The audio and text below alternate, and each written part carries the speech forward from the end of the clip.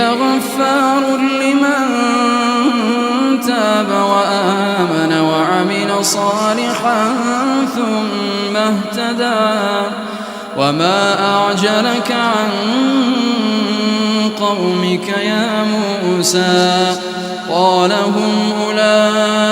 على أثري وعجلت إليك رب لترضى قال فإنا قد فتنا قومك من بعدك وأضلهم السامرين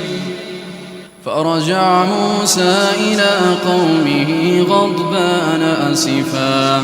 قال يا قوم ألم يعدكم ربكم وعدا حسنا أفطال عليكم العهد أم أردتم أن يحل عليكم غضب